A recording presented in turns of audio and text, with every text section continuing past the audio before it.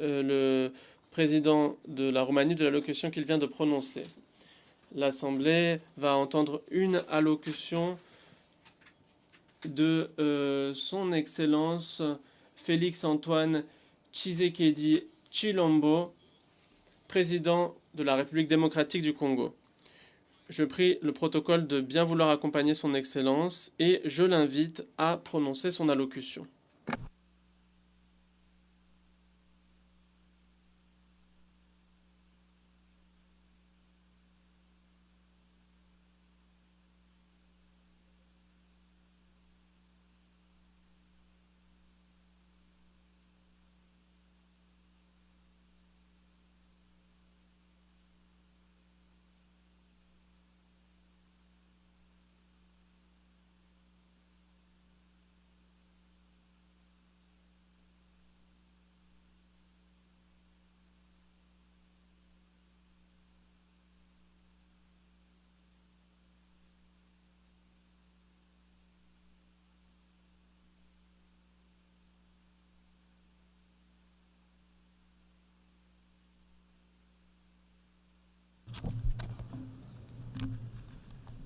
Monsieur le Président de l'Assemblée générale des Nations unies, ici représenté, c'est avec un immense honneur que je m'adresse à vous aujourd'hui pour la première fois depuis que le peuple congolais m'a renouvelé sa confiance en m'élisant pour un second mandat à la tête de notre nation.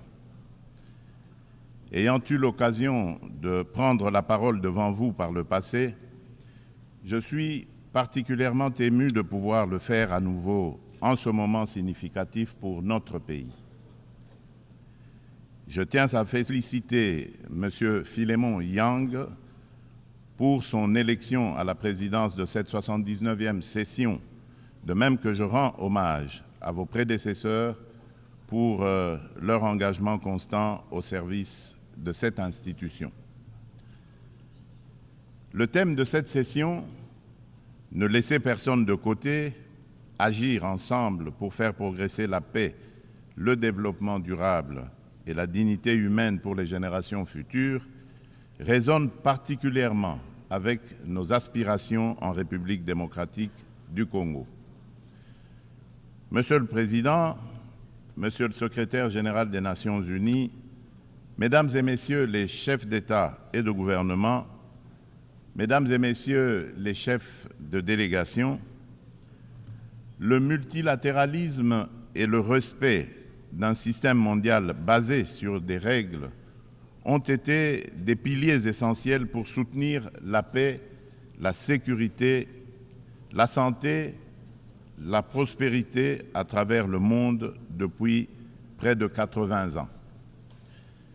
Les Nations unies incarnent ces valeurs fondamentales et demeure un acteur incontournable face aux défis majeurs que l'humanité doit surmonter, qu'il s'agisse de garantir la sécurité, de maîtriser le changement climatique ou de lutter contre la pauvreté. Cette réalité nécessite une coopération multilatérale renforcée.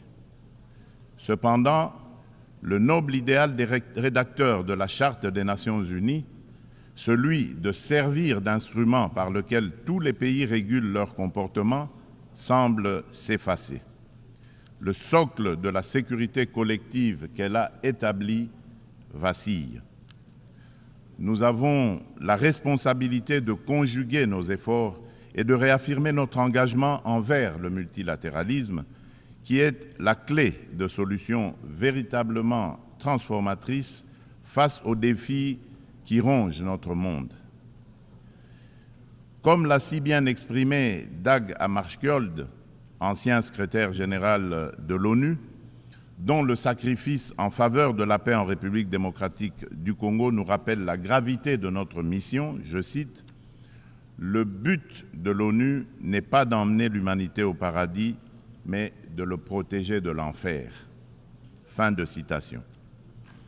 En cette période critique du multilatéralisme, le multilatéralisme revêt une importance cruciale. Il permet de répondre aux menaces communes, de protéger notre planète et de renforcer la société civile ainsi que les droits humains. En effet, nous ne pouvons ignorer la montée alarmante de discours belliqueux et le rétablissement indécent de pratiques d'agressions armées et de pillage des ressources naturelles affectant tous les continents. Le conflit russo-ukrainien qui persiste et continue d'affecter la région n'est qu'une manifestation parmi tant d'autres qui menacent la paix dans le monde. Le Yémen, le Soudan, la Syrie ou encore le terrible drame qui se passe dans la bande de Gaza entrent dans le lot pour lequel le multilatéralisme jouerait pleinement son rôle. Il est impératif d'agir ensemble pour progresser vers la paix, le développement durable et la dignité humaine, garantissant ainsi un avenir meilleur pour les générations futures. Ne laissons personne sur le chemin. Tel est le message clair et pertinent qui inspire la thématique sélectionnée pour orienter les travaux de la 79e session de cette illustre Assemblée. Monsieur le Président, le Pacte pour l'avenir et ses annexes, le Pacte numérique mondial et la Déclaration sur les générations futures, que nous avons adopté lors du récent sommet de l'avenir, souligne l'importance d'une collaboration active pour atteindre une vision commune d'un avenir pacifique et prospère. Ces documents représentent un engagement essentiel pour mettre fin aux conflits, lutter contre l'extrême pauvreté et la faim et aborder des défis tels que les déplacements de population, l'immigration clandestine, l'insécurité alimentaire, les pandémies et les risques des nouvelles technologies. Parallèlement, le Pacte mondial numérique se positionne comme un pilier essentiel dans notre quête d'un avenir prospère au cœur de la 4e révolution industrielle où les technologies numériques sont devenues incontournables. Cette transformation numérique représente une occasion sans précédent d'atteindre les objectifs de développement durable d'ici 2030, notamment pour les pays les moins avancés.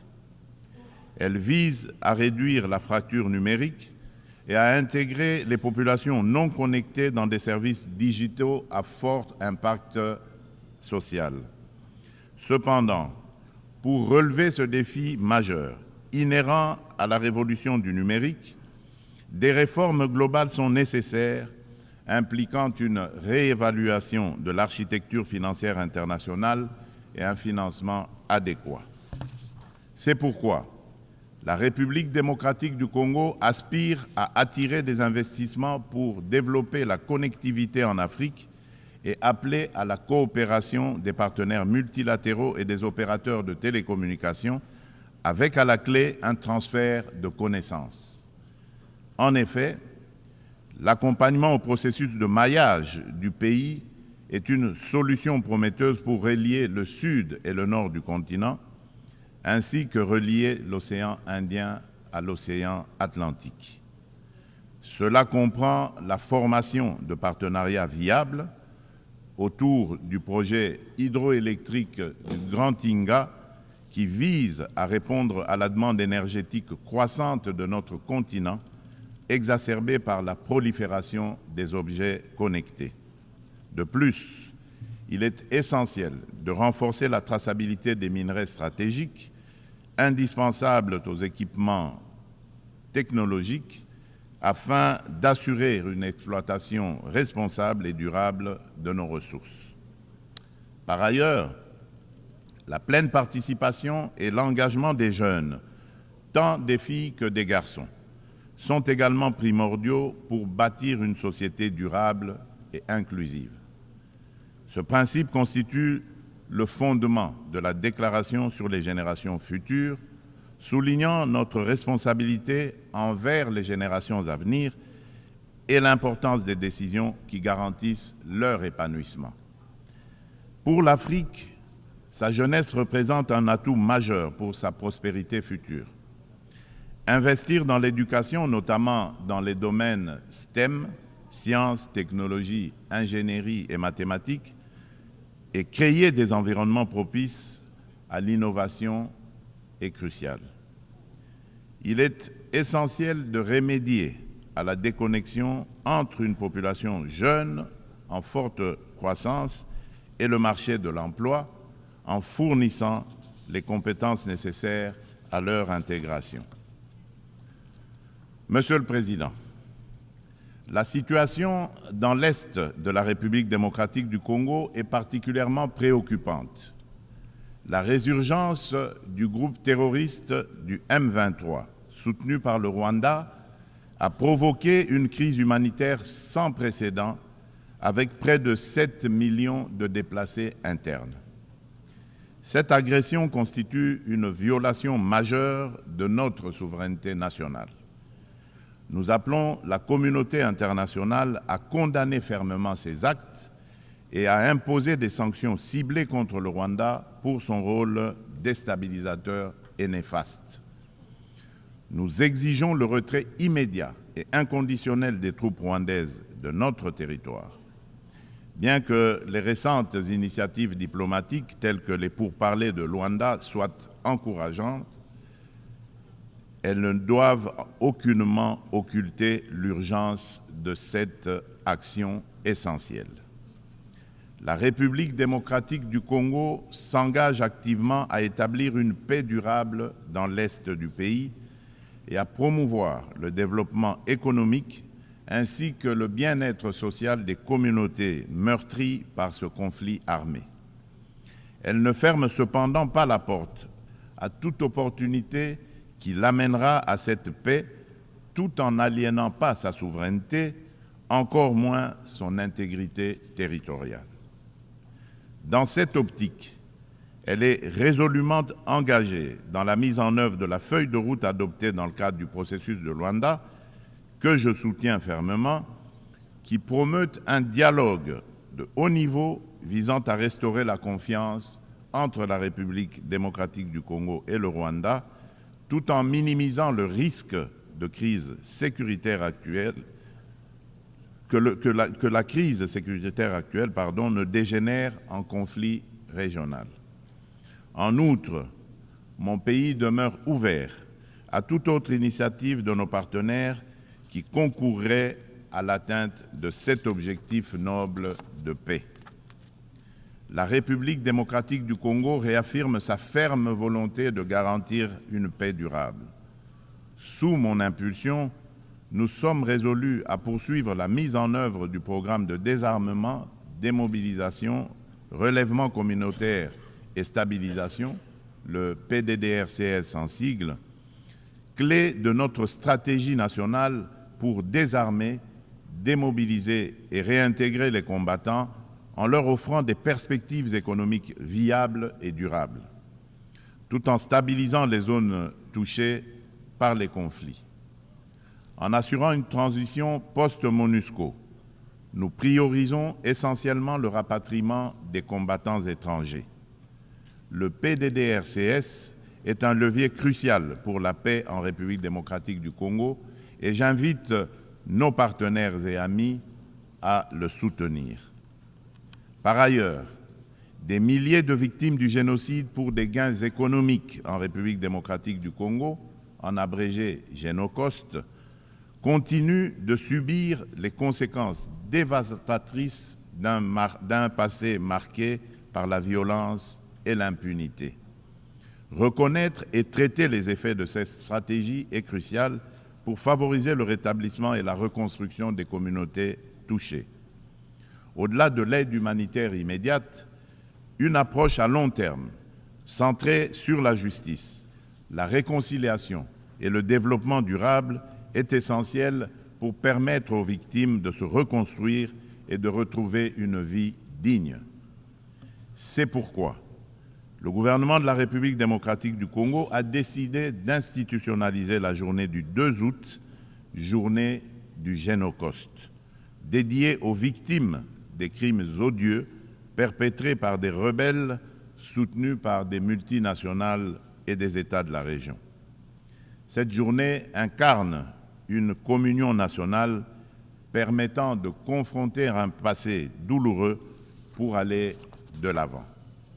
Elle est essentielle pour renforcer la conscience historique de notre pays et affirmer la détermination de la nation à prévenir la répétition de telles barbaries. Monsieur le Président, le terrorisme constitue une menace sérieuse pour la paix et la sécurité internationale, touchant toutes les régions du monde. Après avoir sévi en Asie, en Europe occidentale et en Amérique du Nord, ce fléau semble désormais s'enraciner en Afrique. En tant que membre de la coalition mondiale contre l'État islamique, la République démocratique du Congo exhorte les Nations unies à intensifier leurs actions pour mettre en œuvre les recommandations de cette organisation, notamment dans le cadre du processus d'Aqaba.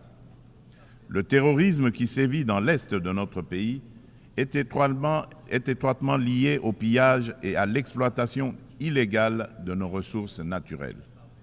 Ces activités criminelles alimentent l'insécurité et financent les groupes armés, exacerbant les conflits dans la région des Grands Lacs.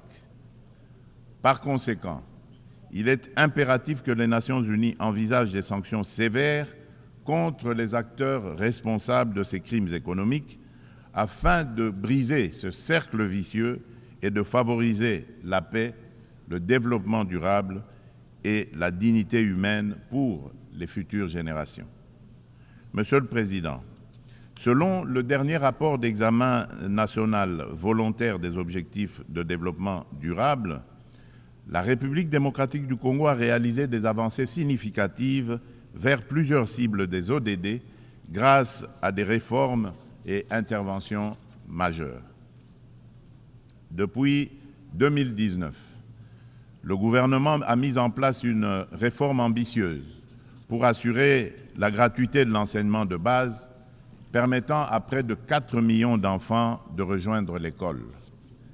En outre, plusieurs mesures ont été prises pour renforcer la protection sociale, introduire la couverture sanitaire universelle et promouvoir l'égalité des sexes, ainsi que pour favoriser le développement des infrastructures et une industrialisation rapide à travers notamment la création des zones économiques spéciales. Malgré ces progrès, le rapport mondial sur les objectifs de développement durable souligne qu'au rythme actuel, la République démocratique du Congo ne pourra pas atteindre les ODD d'ici 2030 en raison des inégalités et de la vulnérabilité persistante exacerbée par des conflits armés.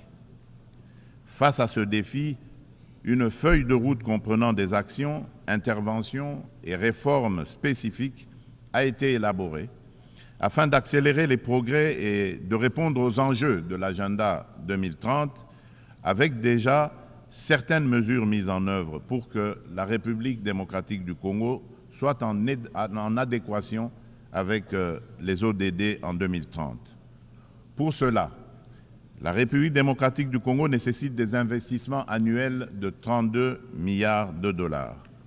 Il est donc indispensable de renforcer les partenariats pour des investissements durables et de promouvoir la paix afin de permettre un développement socio-économique stable. Au registre des réponses mondiales aux défis climatiques et la promotion des énergies renouvelables, la République démocratique du Congo, qui a déjà affirmé son engagement en faveur d'une action climatique ambitieuse, souligne l'importance cruciale d'un soutien financier et technique accru afin de renforcer ses efforts pour atteindre les objectifs de l'accord de Paris.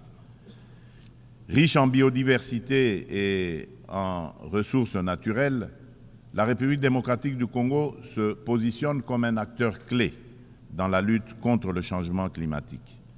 Les initiatives engagées pour réduire les émissions de gaz à effet de serre se concentrent sur 4 secteurs stratégiques: l'agriculture, la foresterie, l'énergie et la gestion des déchets.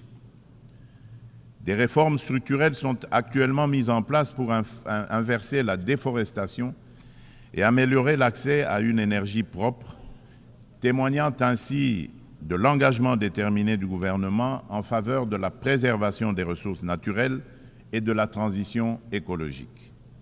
Concernant la valorisation des forêts tropicales, un tournant majeur a été franchi à Bali en novembre 2022, en Indonésie, avec l'adoption de la déclaration conjointe sur la coopération autour de la forêt tropicale et l'action climatique signée par le Brésil, l'Indonésie et la République démocratique du Congo.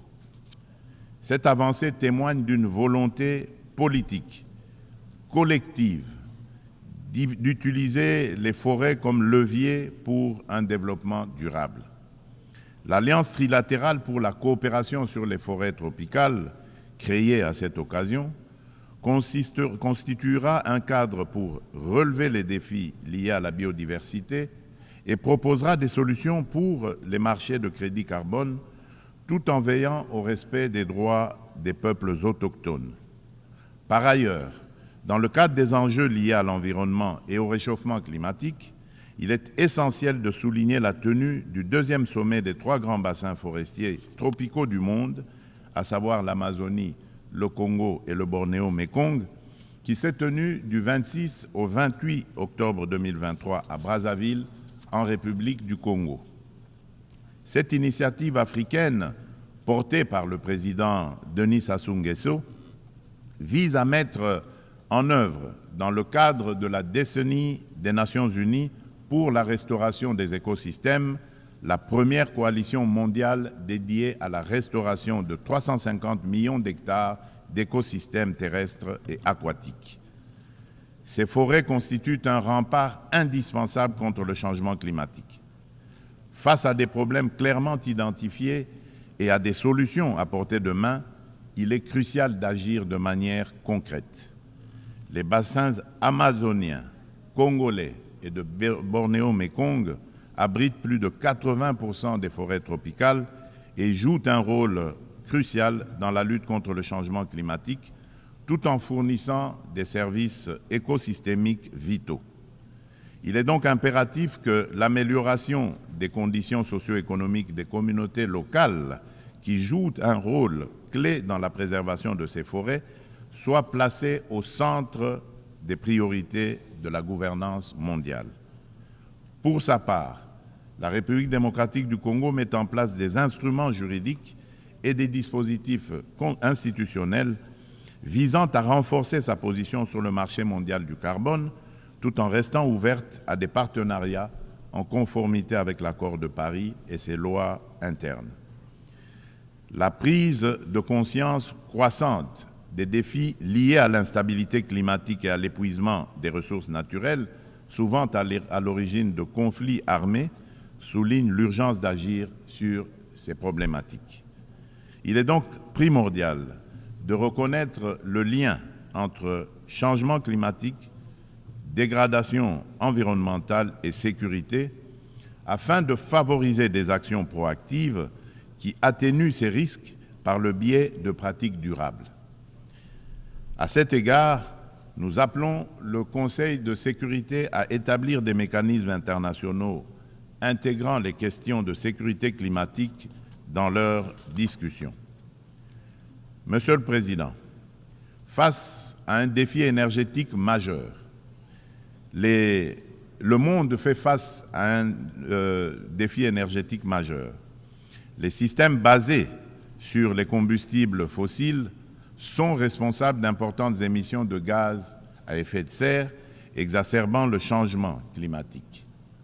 Sans efforts concertés pour promouvoir les énergies renouvelables, nous risquerions de faire face à davantage de crises, telles que des conditions météorologiques extrêmes et des conflits liés aux ressources naturelles, comme nous l'observons déjà.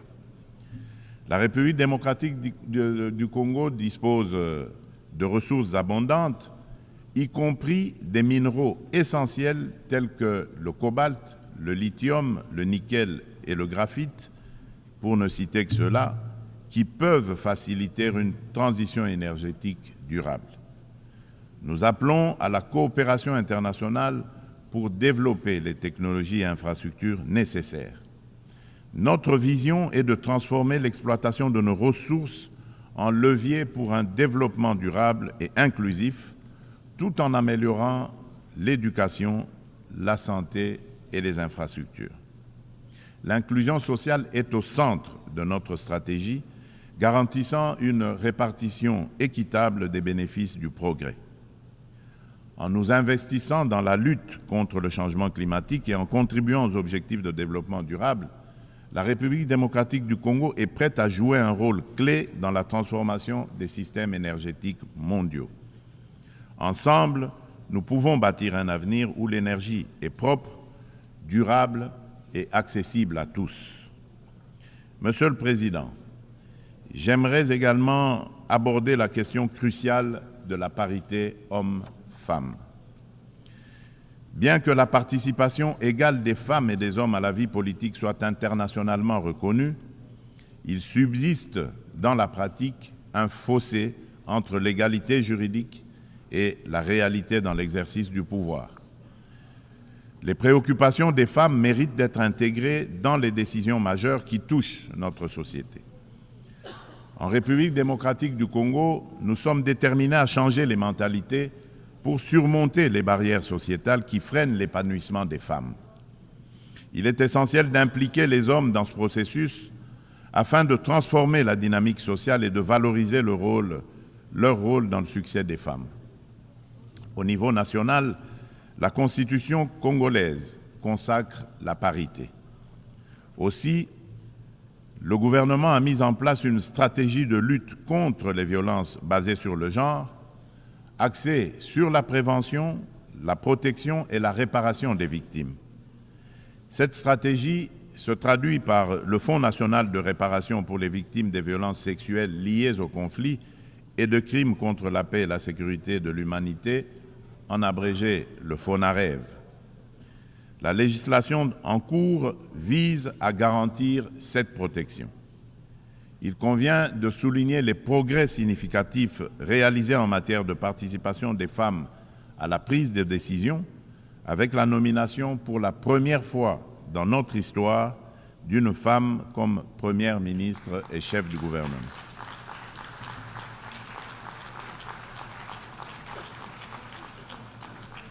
Nous assistons également à une présence accrue de femmes dans les instances gouvernementales ainsi que dans le Parlement et le système judiciaire, illustrée par la nomination de femmes au poste de premier président du Conseil d'État et à la tête de la Banque centrale du Congo. Monsieur le Président de l'Assemblée générale des Nations unies, Monsieur le Secrétaire général des Nations unies, Mesdames et Messieurs les chefs d'État et de gouvernement, Mesdames et Messieurs les chefs de délégation, Monsieur le Président, dans cet élan de progrès, il est impératif que la communauté internationale, sous l'égide des Nations unies, continue d'accompagner ces dynamiques en se réinventant face aux défis du monde actuel. Pour maintenir la confiance de la communauté internationale, l'Organisation des Nations unies doit prouver sa capacité à s'adapter aux évolutions contemporaines et à les surmonter de manière efficace et responsable.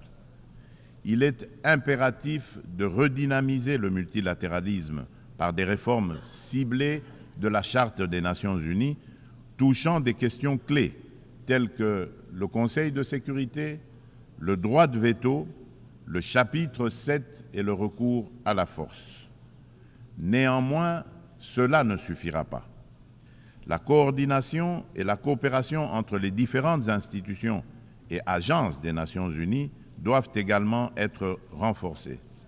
De nombreux enjeux globaux sont souvent abordés de manière redondante dans différents forums, parfois sous des angles contradictoires, tandis que d'autres problématiques restent entièrement négligées, chaque bureaucratie internationale cherchant à défendre son existence propre. À cet égard, tout en saluant l'appui des États-Unis, je réitère avec fermeté, au nom de l'ensemble des pays africains, la requête de création de 2 sièges permanents au Conseil de sécurité des Nations Unies pour les pays africains.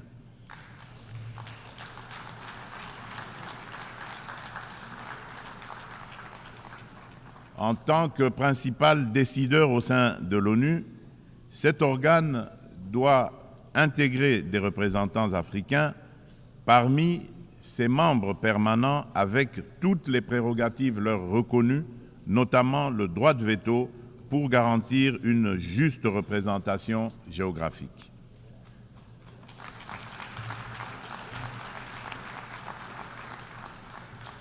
Il s'agit là d'une question de justice pour un continent dont le rôle dans les affaires internationales ne cesse de croître.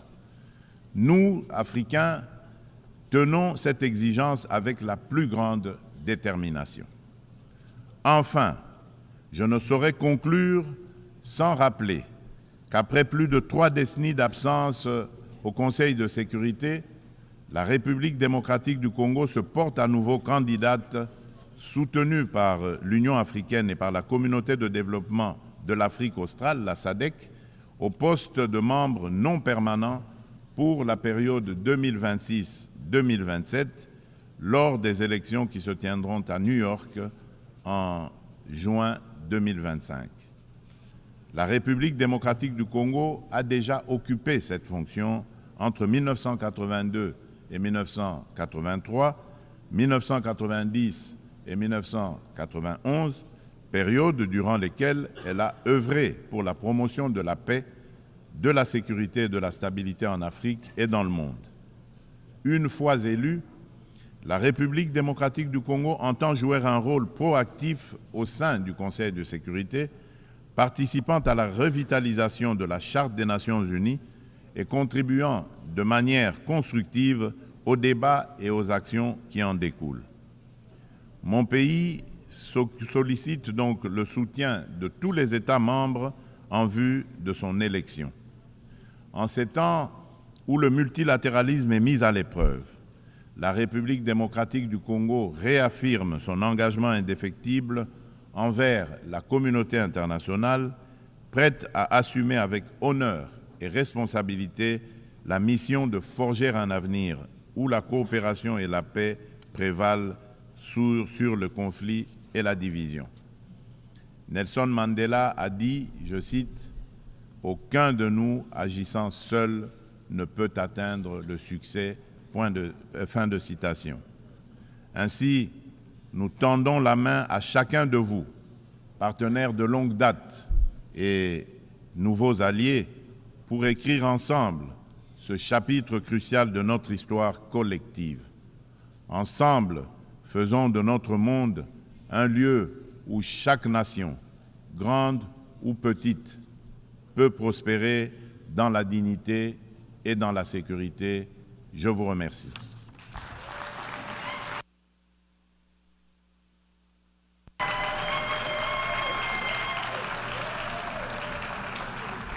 On behalf of the Assembly, Au nom de l'Assemblée générale, je tiens à remercier le président de la République démocratique du Congo de l'allocution qu'il vient de prononcer.